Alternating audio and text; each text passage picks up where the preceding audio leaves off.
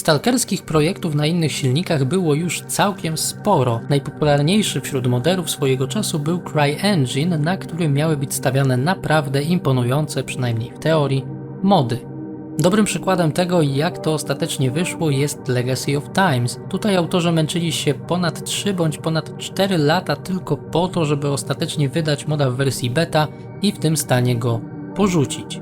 Kilka innych projektów na technologii Crytek'a nie doczekało się nawet wyjścia poza fazę koncepcyjną, więc można powiedzieć, że randka Stalkera z CryEngine skończyła się tak jak zawsze, czyli zanim się tak naprawdę zaczęła.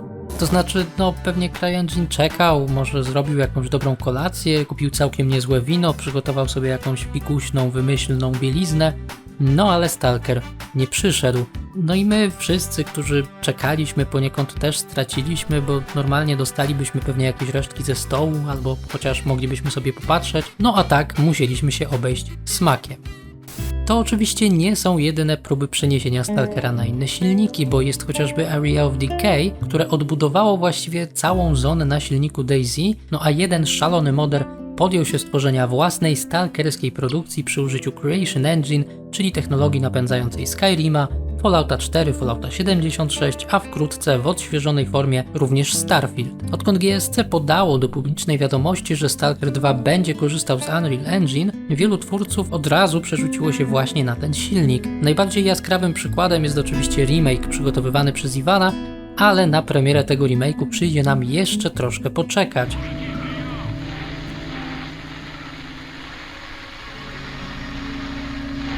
I właściwie na wszystkie inne zapowiedziane projekty korzystające z silnika Epica również sobie poczekamy. A nie, czekajcie, jeden właśnie się ukazał.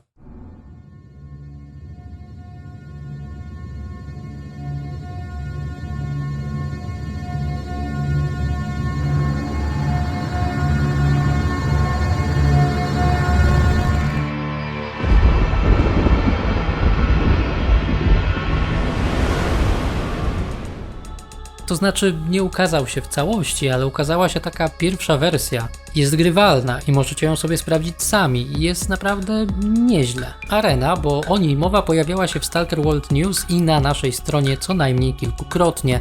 Bardziej jako taka ciekawostka niż coś, co rzeczywiście ma jakąś szansę na realizację. Pomimo tego, że projekt miał naprawdę proste założenia, a pomysł na rozgrywkę pokazywał, że jego twórca zdecydowanie stara się mierzyć siły na zamiary, trudno było uwierzyć w powodzenie tego przedsięwzięcia. Tym bardziej, że z równania profesora Nestorowa, które przedstawiłem wcześniej w dłuższej formie, jasno wynika pewien konkretny fakt. Stalker plus inny silnik równa się...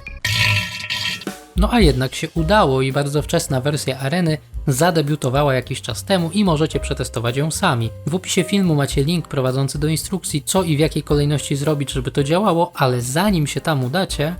O co chodzi w Arenie? O kompetytywną rozgrywkę sieciową naturalnie. To jest taki mod, w którym cień Czarnobyla spotyka PUBG, a wszystkiemu przygląda się gdzieś z boku Escape from Tarkov, a z drugiej strony Counter-Strike.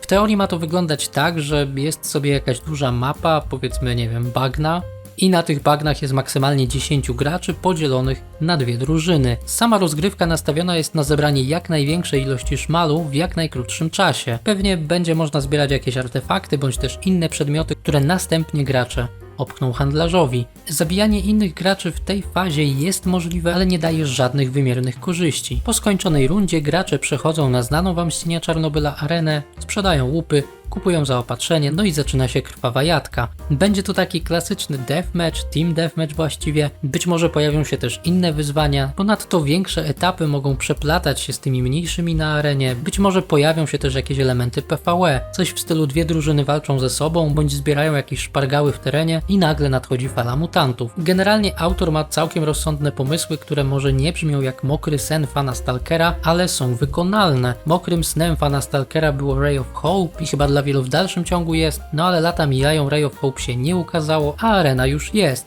Co prawda nie ma tutaj otwartego świata, nie ma żadnej fabuły, są tylko krótkie rundy mające wyłonić zwycięską drużynę i taka szybka, zdecydowana rozgrywka. Oczywiście te tryby gry, jej założenia mogą jeszcze ulec zmianie, bo sam autor w tym względzie jest dość elastyczny, jednak nie jest to tak ogromna i tak rozbuchana produkcja, jak chociażby inne multiplayerowe tytuły korzystające z uniwersum Stalkera, bądź też właśnie inne projekty na jakichś nowych silnikach. No dobra, ale to zobaczymy sobie w bliższej lub dalszej przyszłości.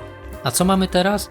Teraz mamy bardzo prosty launcher, w którym będą dostępne zarówno wiadomości o grze, jak i wszystkie aktualizacje tej gry. W chwili, kiedy powstaje ten materiał, chyba nie ma jeszcze języka polskiego w launcherze, ale będzie. W każdym razie ściągacie aktualny, bardzo wczesny build areny, odpalacie grę, na ten moment jest tam tylko język angielski, no ale podobnie jak w launcherze, w przyszłości będzie dostępny również język polski. No a jak wygląda sama rozgrywka? Bardzo prosto. Lądujemy na wspomnianej arenie z cienia Czarnobyla, każda drużyna w miejscu swojego spawnu ma handlarza, u którego kupuje sobie wyposażenie. No i znajdziemy tutaj taki standardzik, jaki pamiętacie z trylogii. Jest tutaj znajoma broń, znajome kombinezony, apteczki w kilku wariantach i tak dalej. Interfejs może nie jest najpiękniejszy na świecie, ale na ten moment spełnia swoje zadanie, no a to przecież najważniejsze.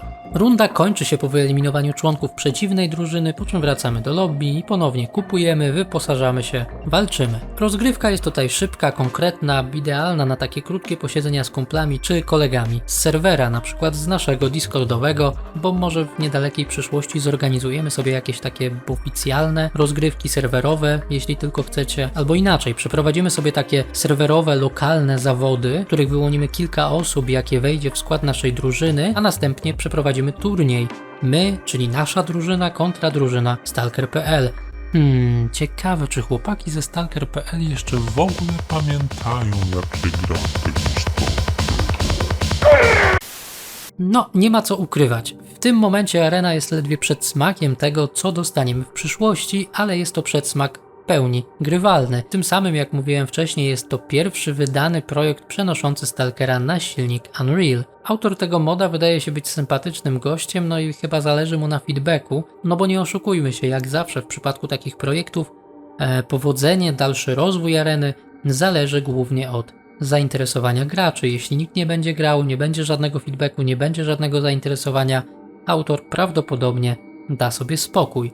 Słowem, z naszej strony polecamy wypróbować arenę. Aktualnie jest to taka mała, nieco drewniana produkcja z aspiracjami na bycie czymś większym, ale jednocześnie nie za dużym, przy której pracuje tylko jedna osoba.